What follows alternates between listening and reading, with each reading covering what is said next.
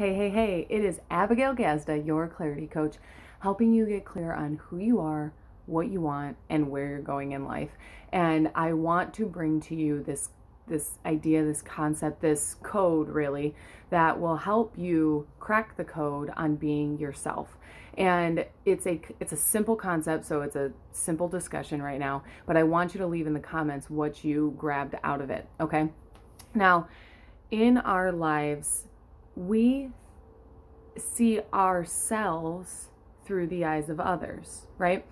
So we don't really like look in the mirror and see ourselves for who we are, for the gift that we are, for just all of our true gifts and our presence and our passions and our purpose. But what we really do is we see people how we think they see us. So we see ourselves through the eyes of others, but we see ourselves through which we think they see us. So ultimately, it is still your own perception, right? Because you fear, am I to this? Am I to that? What do they think of me? Blah, blah, blah, blah, blah. And we're very judgmental. We're very judgmental against ourselves. And so what we end up doing is we are looking through the eyes of others, but we're still really casting our own opinion onto them and then thinking that they see us that way. Cut that shit out. It is so disempowering because that is not how people see you. And I don't care what opinion anyone's ever given you of you from them. That does not matter, okay? But what really matters is the fact that half the time you're not even giving people the opportunity to see you in their own light. Because you say, I know this is stupid, or, I'm sorry to be a bother, or, oh God, that was so dumb of me. So you're too busy beating yourself up, and then you almost put words in people's mouths. It's too often, way too often. I'm as a coach, either they're on the phone, but I actually notice it more like just in regular life, because with my clients, nope, that's not happening, right? But out in the real world, it's like, oh, I'm sorry to be a bother. Sorry I got in your way. Hey, I don't want to take up too much of your time. Hey, thanks for even considering maybe kind of sort of reading this email. You are not a burden. You are not a bother. You are not in the way. You are not a waste. You are not damaged goods. None of that. And that's how you're relating to yourself. And then you believe it. So then you believe that other people think that of you, and then you project your shit, and then you think they think that about you. So then you just are out in your world, out in your life, collecting evidence for your own beliefs. Knock it off. I love you. Knock it off. Okay?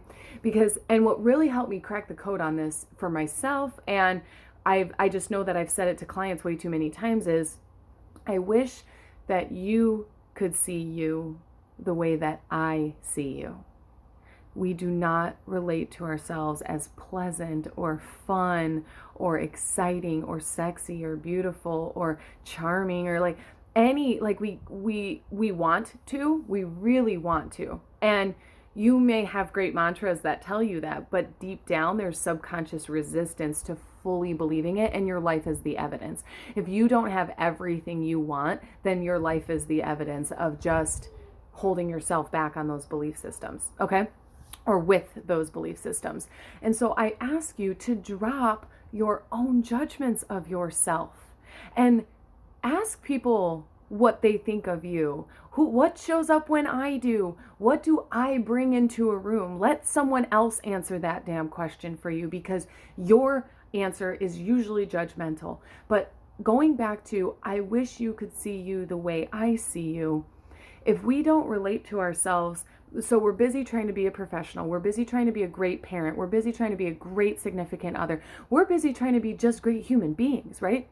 And so we're doing all these great things, but then we're like, that wasn't good enough, or I could have done better, or so-and-so did it better. And so we don't allow ourselves to live in all the glory that we deserve. Please stop that. Please allow yourself to feel how great you are. Get in front of the mirror and just acknowledge yourself. Go ask somebody for some acknowledgement, someone that you love and that you care about and that you can trust, okay? And when people give you negative responses, It's because your survival mechanisms trigger their survival mechanisms. I don't like other loud, obnoxious people, right? Because I'm loud and obnoxious. I'm passionate, I'm enthusiastic, and I love it.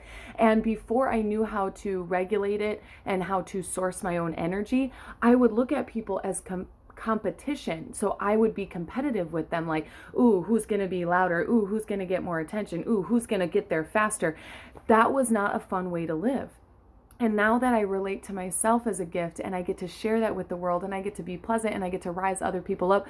And before, my ego was afraid that people would rise up higher than me and get where I wanted to get faster than me. So I wouldn't teach them everything I knew, or I wouldn't give them the whole truth. And I was being cookie cutter or pleasant or appropriate, or I would people please too much. And now, as you've watched this, like, there is no more of that. And if there is, and if I spot it, an ounce of it, I rip that shit up. I do not let that stuff control my life, because it impacts my impact with people, and it impacts the impact in the world, and it's doing that in your life. So look for yourself. Where can you begin to drop your negative opinions about yourself? That could include journaling, that could include mirror work, it might include therapy, it might include coaching, but you've got to get out of your own way, and you've got to start being kinder to yourself. Grant yourself the grace that you grant everybody else. Give yourself the love that you give to everybody else. See yourself the way everybody else sees you, as your highest and best. I love you. If this video served you in any way, let me know, send me a message, and please share it with someone who's really struggling to see themselves and be themselves. I love you.